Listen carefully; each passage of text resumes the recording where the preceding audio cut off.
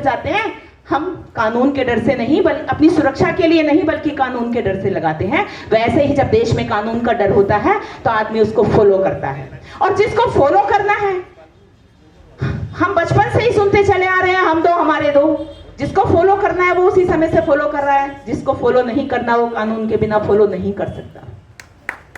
अब लोग कहते हैं कि हम 2-4 साल बाद चीन को क्रॉस कर देंगे। अरे भाई, अगर आप 2017 का चीन का आर्टिकल उठा के पढ़ेंगे तो चिंता बढ़ जाती है। चीन ने स्वयं लिखा है कि आज विश्व का सबसे ज्यादा पॉपुलस कंट्री अब चीन नहीं है, वो भारत है। और प्रोफेसर स्टीफन हॉकिंस ने कहा है कि अगर मनुष्य को जिंदा रहना है तो वो दूसरे ग्रह की खोज कर ले। चीन की बात अब लोग कहेंगे कि चीन ने, देखिए वैसे क्या बताऊं कि हमारे देश में ऐसा नहीं है कि प्रयास ना किए गए हों, प्रयास किए गए हैं।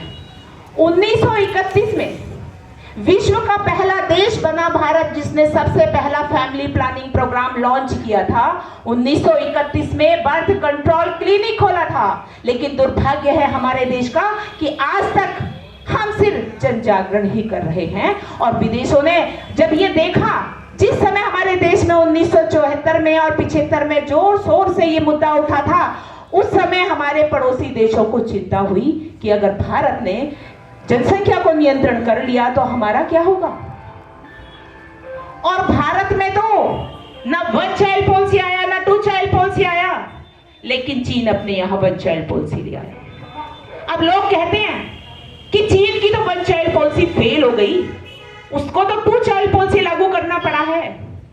अरे वो तो एक 35 साल के लिए टारगेटेड पॉलिसी लाया था।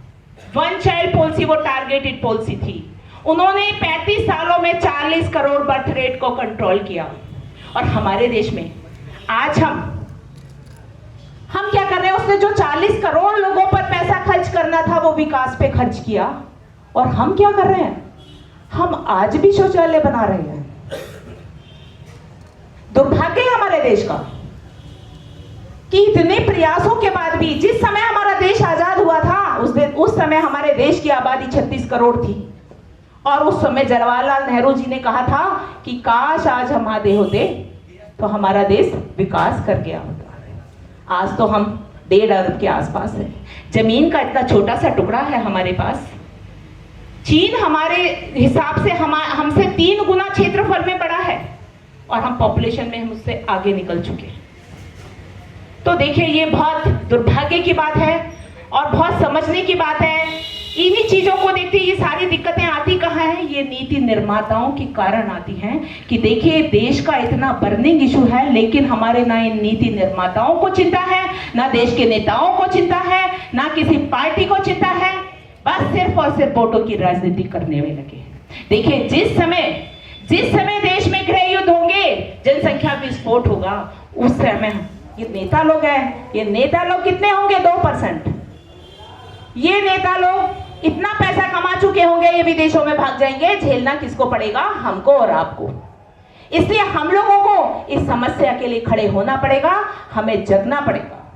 एक कहावत है, लोगों से मैं बात करती हूँ, हम स्कूलों में, कॉलेजों में, मेरे आकाशवाणी में भी बहुत कार्यक्रम हुए, मैं टीवी डिबेट में भी जाती हूँ, तो लोग कहते हैं कि मैडम क्या करें, कैसे करना होगा इसके लिए। मैंने कहा, आप लोग कुछ नहीं कर सकते, आप आंदोलन में भाग नहीं ले सकते, आप धरना प्रदर्शन नहीं कर सकते। देखिए, कानून तभी बनेगा जब जनता के बीच से आवाज आएगी।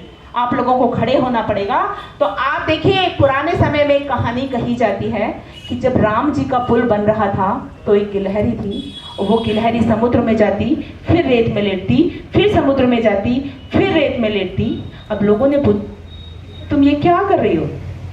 उसने कहा कि मैं पुल बना रही हूँ। कि अच्छा, ऐसे पुल बन जाएगा? कि हाँ, जितना मुझसे हो पा रहा है मैं उतना कर रही हूँ। तो यही मैं कहना चाहूंगी कि जितना जिससे हो पाए लोगों को समझा सके, हम पंपलेट बांट सके, हमारे पोस्ट कार्ड अभियान चले। हमारा अभी एक अभियान चल रहा है 2 साल से, नमो ऐप अभियान। सभी के घर में एंड्रॉयड फोन है, वो एंड्रॉयड फोन में एक नमो ऐप डाउनलोड करके उसमें एक मोदी जी को मैसेज करें कि मोदी जी, देश में जनसंख्या नियंत्रण कानून बनना चाहिए। बस इतना काम मैं चाहती हूँ, इससे बड़ा कुछ नहीं मैं चाहती। तो इतना तो हम कर ही सकते हैं। बस इन्हीं शब्दों के साथ जय हिंद, जय भारत।